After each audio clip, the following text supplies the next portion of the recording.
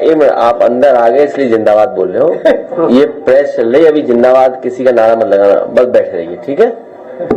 सुनते रहिए जो कह रहे हैं। बहुत शुक्रिया, आप सबका इस्तकबाल है समाजवादी पार्टी के कार्यालय में और हम सब आपका स्वागत करते हैं। तमाम प्रेस और मीडिया के साथी हैं, फोटोग्राफर्स हैं, जर्नलिस्ट हैं, साथ में जो बाहर से साथी लोग आए हैं, समाजवादी सिपाही आए हैं। इसमें मंच पर बैठे हुए राष्ट्रीय अध्यक्ष अखिलेश जी, राजेंद्र चौधरी जी, नंदा जी, हमारे गुरु जी उदय प्रताप सिंह जी और तमाम सारे मेहमान जो यहाँ पर मौजूद हैं। आज का दिन बहुत महत्वपूर्ण है, राष्ट्रीय युवा दिवस के नाम से जाना जाता है और युवाओं के बारे में आप जानते हैं कि सबसे बड़ी चुनौती इस समय देश फेस कर रहा है। जिस तरह की बेरोजगारी है, जिस तरह के सुसाइड्स हो रहे हैं, जिस तरीके की अवसाद डिप्रेशन में जा रहा है इस देश का यूथ, ऐसे में विवेकानंद जी की जयंती पर, जिसे राष्ट्रीय युवा दिवस के नाम से जाना जाता है, हम सब इकट्ठा हुए हैं। हम सब आज ही नहीं इकट्ठा हुए हैं, पहली बार नहीं इकट्ठा हुए हैं। 12 जनवरी विवेकानंद जयंती पर हर साल समाजवादी पार्टी की ओर से एक कैलेंडर लॉन्च होता है, लेकिन ये कैलेंडर सिर्फ एक नॉर्मल कैलेंडर नहीं होता है जिसमें डेट्स होती हैं। एक किस्म का प्लानर होता है, एक किस्म का विजन होता है और आप सब इसके गवाह रहे हैं पिछले 2-3 सालों से। खुशी की बात यह है कि ये वो दौर है, आप हमारे बीच में हम लोग तमाम लोग जो पार्टी के हमदर्द हैं, हमने देखा कि पिछले चुनाव में जब कैलेंडर जनवरी में लॉन्च हुआ था और जनवरी में ही कैलेंडर में 4-5 जगहों पे सीधा सीधा जो स्टेटमेंट आया था कि संविधान का मुद्दा सबसे बड़ा मुद्दा है, जबकि पूरे देश में कोई नोटिस नहीं कर रहा था कि ये मुद्दा बनने जा रहा है। पिछले साल का कैलेंडर जिनके पास है आप देख सकते हैं, जनवरी में इसकी सुगबुगाहट भी नहीं थी और एजेंडा कुछ और हो रहा था। 22 जनवरी को राम मंदिर का शिलान्यास, वो प्राण प्रतिष्ठा होनी थी, पूरा देश एक तरफ जा रहा था, लेकिन कैलेंडर में दर्ज था कि इस देश की आम आवाम संविधान और लोकतंत्र की रक्षा के लिए एकजुट है और संविधान का मुद्दा सबसे बड़ा मुद्दा बनने जा रहा है। और लोकसभा चुनावों ने इस हमारे अखिलेश यादव के विजन को सही साबित किया था और उसके बाद से ही तमाम सरकारों की बेचैनी बढ़ चुकी है। इसके पहले उस घटना के बाद एक बहुत विपक्षियों ने एक पूरा तैयारी करी और जो दलित, पिछड़ा, अल्पसंख्यक, महिलाओं की और वर्किंग क्लास की जो यूनिटी स्टैब्लिश हो रही थी, उसको डैमेज करने के लिए, उसको तोड़ने के लिए अपार पैसा इस्तेमाल हो रहा है और ताकत इस्तेमाल हो रही है, जिसके लिए इस देश को अगर दोबारा इस देश की आवाम को तोड़ना भी पड़े तो कोई चिंता नहीं है। अभी 4-5 दिन 6 दिन पहले इसी जनवरी में सावित्रीबाई फुले का जन्मदिन होता है और उस पर एक झूठा एलिगेशन लगाया गया कि अखिलेश जी ने उनको भूल गए, जबकि 2023 के कैलेंडर में वो भी यहाँ पे मौजूद है। पहले पेज पर जनवरी में सावित्रीबाई फुले और फातिमा शेख की तस्वीरों के साथ दर्ज था और अखिलेश जी ने ट्वीट भी किया था। तो ये हम लोग इसलिए बता रहे हैं कि इस महत्वपूर्ण दिन पर आज भी विवेकानंद जी जिस तरीके से उनको याद किया जाना चाहिए, उसके लिए जरूरी है कि हम सब एक बराबरी की दुनिया की ओर आगे बढ़ें। विवेकानंद के कोट के साथ 12 जनवरी को हम लोग उन्हें श्रद्धांजलि देते हुए, उन्हें याद करते हुए, सिर्फ उनके कपड़ों के रंग को नहीं बल्कि उनके विचार, उनके जीवन शैली और उनके विचारों के साथ इस कैलेंडर को लॉन्च करेंगे अभी हमारे राष्ट्रीय अध्यक्ष जी। उनके पहला कोट इसमें लिखा है कैलेंडर में, राष्ट्र का गौरव महलों में सुरक्षित नहीं रह सकता, हमें झोपड़ियों की दशा भी सुधारनी होगी। यदि गरीबों एवं शूद्रों को दीनहीन ही रखा गया तो देश और समाज का कोई कल्याण नहीं हो सकता। ये बात विवेकानंद जी ने कही थी, जो अपने आप को समाजवादी भी कहते थे। और इसी के साथ इसी जनवरी में सुभाष चंद्र बोस को भी याद करने की जरूरत है और उनका लिखा हुआ कोट है कि सच्चे समाजवादी को साम्राज्यवादी विरोधी भूमिका निभानी होगी, देश में समाजवाद की स्थापना करना अगला दायित्व होगा। तो आज तमाम पुरखे हमारे जो संत परंपरा से आते हैं, जो तमाम फ्रीडम स्ट्रगल से निकल के आते हैं, चाहे वो हिंदुस्तान सोशलिस्ट रिपब्लिकन एसोसिएशन रही हो, बिस्मिल अशफाक से लेकर भगत सिंह की परंपरा रही हो, उन सबको समेटे हुए विवेकानंद जयंती पर हम इस कैलेंडर को राष्ट्रीय अध्यक्ष के मार्फत आप सबके बीच लेकर आ रहे हैं। बस इससे ज्यादा बातें अभी नहीं कहेंगे। इस कैलेंडर में तमाम लोग शामिल रहते हैं, हिमांशु जैसे रिसर्च स्कॉलर हैं, विपिन हैं, पीयूष हैं, ये लोग मेहनत करते हैं और हम आपसे फीडबैक चाहते हैं ताकि हम इस समाज को सही दिशा देने में क्या भूमिका अदा कर सकते हैं। ये मीडिया के लोग भी हमें आगे सजेस्ट कर सकते हैं, जो हमारे जनता के बीच में काम कर रहे हैं वो भी करेंगे और उम्मीद है कि इसमें लिखी जो अखिलेश जी जो बातें रखते हैं, जिस तरह के समझाते हैं, उसी विजन के तहत हम लोग उत्तर प्रदेश में एक बेहतर माहौल बनाने की ओर आगे बढ़ सकेंगे। जिस तरीके से नफरत हावी हो रही है, जिस तरह से पीस खत्म हो रही है, उसको लेकर कुछ ना कुछ जरूर किया जाएगा और शायद इसकी शुरुआत बहुत जल्द होने जा रही है। मैं इन्हीं बातों के साथ आपका एक बार फिर इस्तकबाल करता हूं और सभी की ओर से मैं आशीष से रिक्वेस्ट करता हूं एक सॉन्ग चला दें और हम लोग उसके पहले विवेकानंद जी को एक नमन करते हैं, श्रद्धांजलि देते हैं, उन्हें प्रणाम करते हैं कि उनकी लेखकी क्षमता से, उनके भाषणों से हम सबको आगे की दिशा मिलती रहेगी। बहुत बहुत धन्यवाद।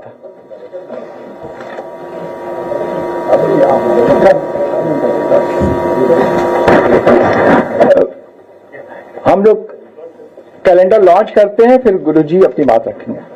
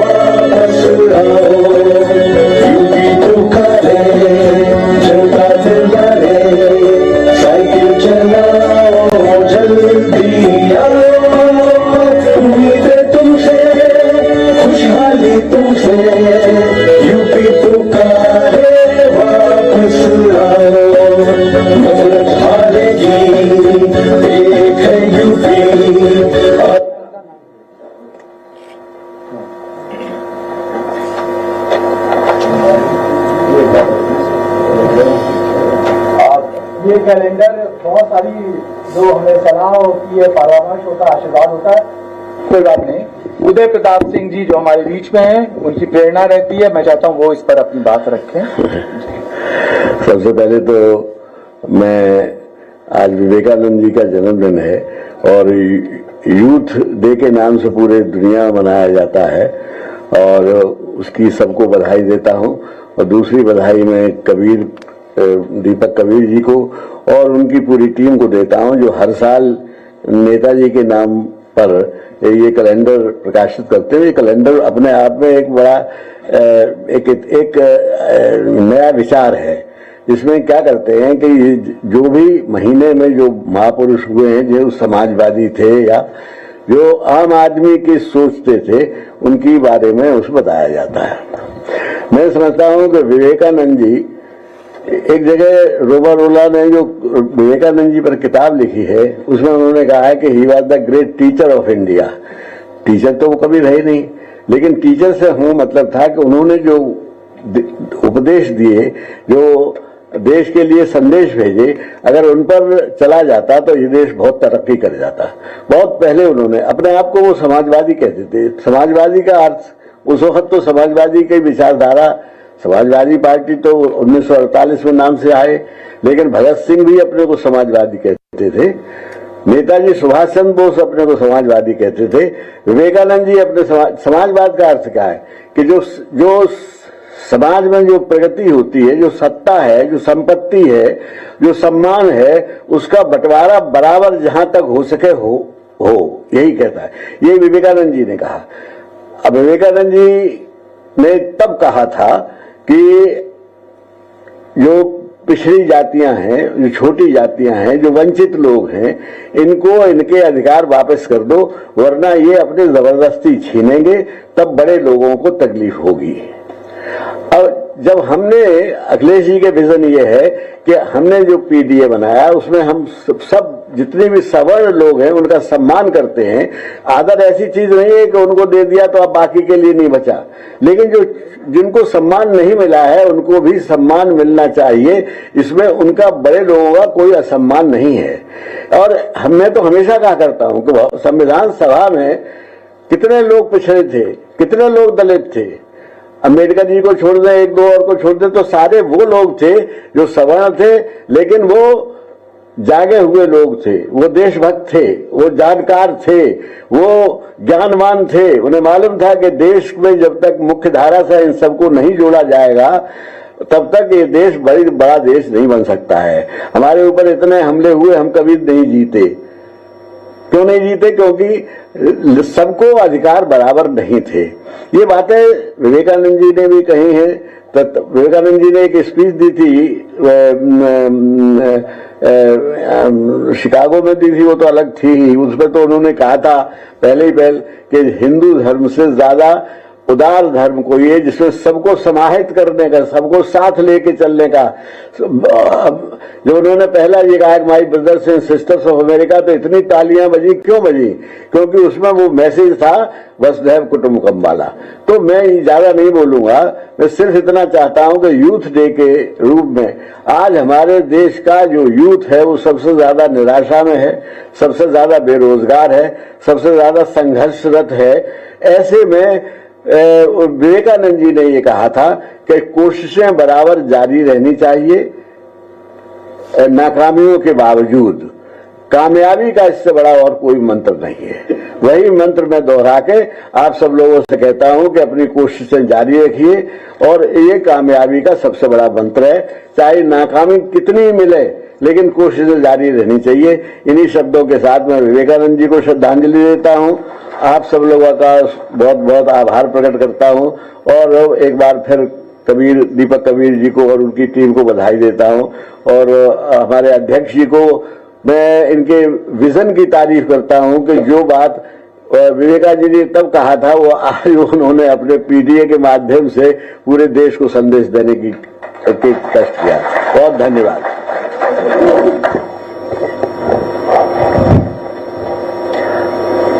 मैं सबसे पहले प्रेस के साथियों का धन्यवाद देता हूं कि अभी अभी जब जानकारी दी उसके बाद भी आप सब लोग यहाँ मौजूद हैं। मैं अपने सभी प्रेस के साथियों का बहुत बहुत धन्यवाद। साथ ही साथ दीपक कबीर जी को बहुत बधाई कि जो नेशनल यूथ डे के दिन न केवल हम सबको यहां पर इकट्ठा करते हैं, बल्कि स्वामी विवेकानंद जी को याद भी करते हैं। जहां हम सब लोग बैठ करके याद कर रहे हैं, आदरणीय उदय प्रताप सिंह जी ने जो बातें रखी हैं कि पहले ही भाषण में जो उन्होंने बात स्वामी विवेकानंद जी ने कहा कि हम उस देश से आते हैं जिस देश ने हमें सिखाया है कि टॉलरेंस क्या है, यूनिवर्सल एक्सेप्टेंस क्या है। हमारा समाज, हमारा धर्म हमें टॉलरेंस सिखाता है, वहीं यूनिवर्सल एक्सेप्टेंस है। अगर कोई भी धर्म का यहां आया, किसी भी विचार को लेकर आया, भारत के लोगों ने उसे एक्सेप्ट कर लिया। अगर उनके जीवन के बारे में जो हम लोग पढ़ते हैं, यहां आज ही की तारीख में उनका जन्म हुआ था 1863 में। परिवार, उनके भाई, और जो सबसे ज्यादा इन्फ्लुएंस किया उनके जीवन को, जहां वो पढ़े, कलकत्ता से लेकर के और जो आसपास उनके लोग थे, और वहां की जो कलकत्ता के जिस इंस्टीट्यूशन में पढ़े वहां से इन्फ्लुएंस हुए। रामकृष्ण परमहंस उनके शिष्य बनकर के भारत का परिचय दुनिया में उन्होंने सबसे पहले दिया। इतना परिचय भारत का उस समय पर किसी और लीडर ने नहीं दिया होगा, किसी और स्वामी या संत गुरु ने नहीं दिया होगा जो स्वामी विवेकानंद जी ने दिया। आज भी हम उनके जो कोट हैं, उनकी जो बातें हैं, वो न केवल हम लोगों को रास्ता दिखाती हैं बल्कि प्रेरणा भी वहां से मिलती है। और आज के यूथ को जरूरी है उन बातों को समझना, जहां इतनी ज्यादा इंफॉर्मेशन ट्रैवल कर रही है, जहां सरकारें कुछ चीजों को बार बार थोपने की कोशिश कर रही हैं, तब हम समझते हैं कि स्वामी विवेकानंद जी के बारे में जानना, उनके बारे में पढ़ना, उनकी कही हुई बातों को अपने जीवन में लागू करना, उन बातों पर चलना शायद सबसे बड़ी याद करने के लिए उनके रहेगी। यही श्रद्धांजलि होगी, उनको यही याद करने का मौका है जहां हम उनकी बातों को याद करें और उनको अमल करने का काम करें। मैं एक बार फिर दीपक कबीर जी को धन्यवाद देता हूं, उनके साथियों को, कि हर वर्ष इसी तरीके से आप यहाँ पर विवेकानंद जी को याद करते हैं और उनके कामों को, कोट्स को अपने कैलेंडर में शामिल करते हैं, जिससे कि लोग उनके बारे में जानें, लोगों तक बात पहुंचे। ये भी इनकी 3 दिन करेंगे। मैं इसके साथ साथ जो एक कार्यक्रम ये चलाना चाहते हैं, समाजवादी नागरिक सोशलिस्ट सोसाइटी फेस्टिवल, उसके लिए भी बधाई देता हूं। हम लोग बैठ करके कार्यक्रम तय कर लेंगे। जहां समाजवादी पार्टी पीडीए का कार्यक्रम कर रही है, वहीं इस कार्यक्रम को भी कैसे शामिल किया जाए और कैसे हम अपनी विचारधारा को, अपने कार्यक्रमों को, अपनी सोच को जनता के बीच में ले जा सकें। आज हम जब विवेकानंद जी को याद कर रहे हैं, हमें उम्मीद है कि उनके कही हुई बातों को हमेशा हम लोग दिल और दिमाग में रखेंगे। जहां उन्होंने कहा कि धर्म से ज्यादा हमें रोटी की जरूरत है देश के लोगों को, और जो गरीब हैं उनको धार्मिक बातें समझाना शायद गलत होगा आज के समय में। कन्नौज में बनने से पहले ढाई लोग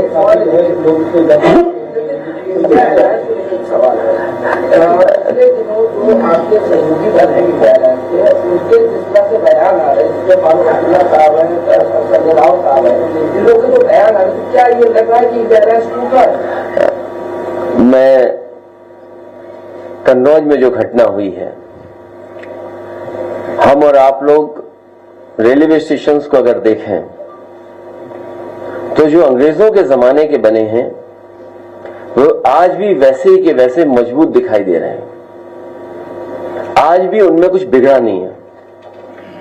अगर हम उन्हीं स्टेशनों को आज के समय की परिस्थितियों के हिसाब से रिस्टोर कर दें तो शायद और अच्छे हमारे रेलवे स्टेशन दिखेंगे। जो कन्नौज में रेलवे स्टेशन या उसकी शटरिंग या जो बनते समय चीजें गिरी हैं, जिसकी वजह से बड़े पैमाने पर मजदूर दबे, भगवान की कृपा है कि किसी की अभी तक जान नहीं गई है। हमें उम्मीद है कि सरकार पूरा इलाज कराएगी। उन परिवारों की मदद की घोषणा की है, कम की है, और करनी चाहिए। साथ ही साथ सरकार को यह भी देखना चाहिए कि आखिरकार ठेके में कौन लोग शामिल थे। ये उत्तर प्रदेश में नई संस्कृति शुरू हुई है जहां ठेके तो आउटसोर्स और फिर आउटसोर्स और फिर बीजेपी के नेताओं का दबाव। तो जहां ठेकेदार अपना प्रॉफिट के लिए किन किन चीजों से कंप्रोमाइज कर रहा है और जिन मानकों को और जिस सेफ्टी के साथ हमें काम करना चाहिए, हम वो सेफ्टी भी मजदूरों को नहीं दे पा रहे हैं, जिसकी वजह से घटनाएं हो रही हैं। कन्नौज में जो रेलवे स्टेशन पे कार्य हुआ है और जो गिरा है, किसी न किसी बड़ी संस्था के स्ट्रक्चर इंजीनियर से पुनः जांच होनी चाहिए और एक स्ट्रक्चर इंजीनियर के निगरानी में ही आगे काम हो, क्योंकि सुनने में आ रहा है जो क्वालिटी सीमेंट की, जो क्वालिटी सरिया की, जो क्वालिटी होनी चाहिए थी वो नहीं है। दिखने में छोटा दिख रहा है ठेका, लेकिन सब कामों को मिला लोगे तो न जाने कितना बड़ा ठेका था। ठेके को तोड़ तोड़ करके छोटा बनाना, उसमें खेल करना, ये बीजेपी की नई संस्कृति है। भ्रष्टाचार इतना कभी नहीं हुआ होगा जितना इनकी सरकार में भ्रष्टाचार हो रहा है। दूसरा, जो इंडिया गठबंधन का सवाल पूछा है, इंडिया गठबंधन वैसा ही इंटैक्ट है जो इंडिया गठबंधन शुरुआती दौर में जहां से बनना शुरू हुआ था, कि वो रीजनल पार्टीज जो भारतीय जनता पार्टी का मुकाबला कर सकें, उन्हीं का साथ देना, उन्हीं के साथ खड़े दिखना है। समाजवादी पार्टी आज भी उसी रास्ते पर है कि इंडिया गठबंधन और मजबूत हो, वही regional party Bharatiya Janata party का मुकाबला करें जो लड़ रही हैं, उन्हीं के साथ खड़ा दिखना पड़ेगा। तो मिल्कीपुर के लिए क्या तैयारी है? मिल्कीपुर की पूरी तैयारी है। अयोध्या का चुनाव भारतीय जनता पार्टी फिर एक बार हारेगी। इसलिए हारेगी, कई अखबार, टीवी चैनल यही कह रहे हैं कि समीकरण तो समाजवादी पार्टी के पक्ष में ही है। जब टीवी चैनल, अखबार बोलने लगे, मैं आपसे भी कहूंगा कि ऐसा मत न्यूज चलाइए, इसलिए न्यूज मत चलाइए क्योंकि बीजेपी पुलिस लगा देगी। मेरी आपसे हाथ जोड़ के निवेदन है कि 7 चुनाव तो लूटे उन्होंने, इसीलिए सुप्रीम कोर्ट में भी बात चली गई है और इलेक्शन कमीशन ने भी वो डिजिटल जो रिकॉर्डिंग्स हैं, डिजिटल जो चीजें उनको देने मना कर दिया। वो इसीलिए क्योंकि एक ही मशीन पर बार बार पुलिस के लोगों ने बटन दबाई थी। अगर आपको याद हो, इसी हॉल में मैंने कहा था कि अगर फॉरेंसिक जांच हो मशीनों की, बटन की, तो आपको जानकारी हो जाएगी कि एक ही व्यक्ति ने बटन दबाई होगी। और हमने, आपने वो तस्वीरें भी देखी, वो वीडियो देखा जहां पुलिस का एक अधिकारी महिलाओं को रोक रहा था, लेकिन महिलाएं डरी नहीं थी। वो बहादुर महिलाएं वोट डालने के लिए लगातार उस पुलिस वालों से लड़ रही थी।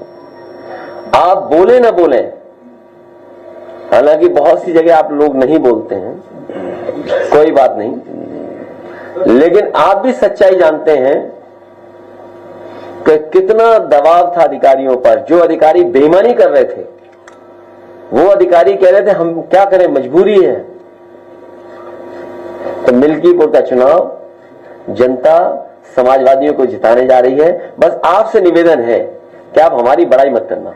5 मंत्रियों को लगाई गई है ड्यूटी वहां पर, अभी 5 मंत्री, अगर आप विभाग देखोगे उन मंत्रियों का, वो सब लूटने वाले लोग हैं, विभाग लूटे हैं। आप बताइए किस विभाग में नहीं आ रही हैं शिकायतें, किस विभाग में शिकायतें नहीं? 14 तारीख से कुंभ शुरू हो रहा था, जा रहे हैं कि नहीं जा रहे? मैं हमेशा गया हूं और अगर आप कहो तो तमाम वो पिक्चर्स मैं शेयर कर सकता हूं आपसे, जिसमें समय समय पे मैंने गंगा में स्नान लिया है। कम से कम वो भी शेयर करें जो दूसरों को कह रहे हैं कि गंगा में नहाओ। और कुंभ में जाने की जो परंपरा है, वो कई मायनों में कई तरीके से परंपराएं हैं। कुछ लोग गंगा स्नान इसलिए करने जाते हैं पुण्य के लिए, कुछ दान के लिए जाते हैं, और कुछ लोग जो पाप करते हैं अपने पाप धोने जाते हैं। तो हम लोग पुण्य के लिए जाएंगे और दान के लिए जाएंगे। तस्वीर लगा दी गई है सर वहाँ पे, अभी लोग एक सवाल है, लखीमपुर खीरी में रामचंद्र मौर्य की पुलिस हिरासत में मौत हो गई, उसको लेकर के पीपी सिंह जो वहाँ के सीओ से दोहरा है, उन पर कोई कार्रवाई नहीं, बहुत उल्टा सीधा बोला परिवार ने। मुझे याद है ये घटना कुछ दिन पहले हुई है और जब मुझे वो वीडियो मिला तो मैंने वीडियो शेयर भी किया था। एक पुलिस अधिकारी इस तरह की भाषा नहीं बोल सकता। ये वही जिला है जिस जिले में एक विधायक जी को ठोका गया था, और किसने पीटा था? ये पीडीए परिवार के साथ इसी तरह का व्यवहार इस सरकार में बहुत दिनों से हो रहा है। ये पीडीए परिवार के लोग बहुत अपमानित हो रहे हैं। इसलिए मैंने ये भी कहा कि पीड़ित, दुखी, अपमानित लोग पीडीए के साथ खड़े दिखाई दे रहे हैं। जो मौर्या के साथ घटना हुई है पुलिस की वजह से हुई है, और ऐसे अधिकारियों को अगर दंडित नहीं करती है सरकार, तो इसका मतलब सरकार जातिवादी है और सरकार जातिवादी को बढ़ावा दे रही है। क्योंकि इस तरह की भाषा इस्तेमाल करने के बाद भी अगर कोई कार्रवाई नहीं हो रही है, इसका मतलब है भारतीय जनता पार्टी, उनकी सरकार में बैठे हुए लोग जातिवाद को बढ़ावा दे रहे हैं। अखिलेश जी, अगर मिल्कीपुर में भी कुंदरकी और रामपुर की तरह गन पॉइंट के वोटर्स को रोका गया तो उसके लिए क्या तैयारी है? ये सवाल बड़ा है। हम अपने कार्यकर्ताओं से कहेंगे कि अपने मन में ये बात रखें और उस समय जो फैसला ले सकते हैं फैसला लीजिए।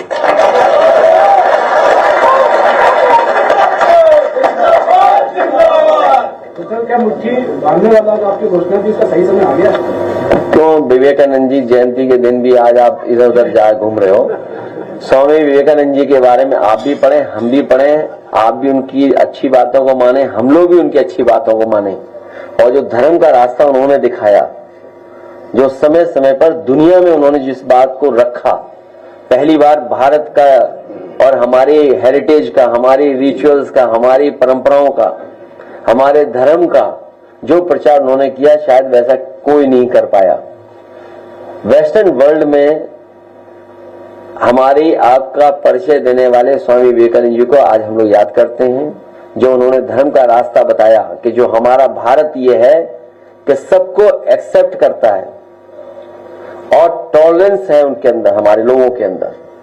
लेकिन आज के लोगों को देखें, टॉलरेंस नाम की कोई चीज ही नहीं उनके अंदर, और एक्सेप्टेंस तो भूल जाइए, किसी चीज को एक्सेप्ट ही नहीं कर सकते।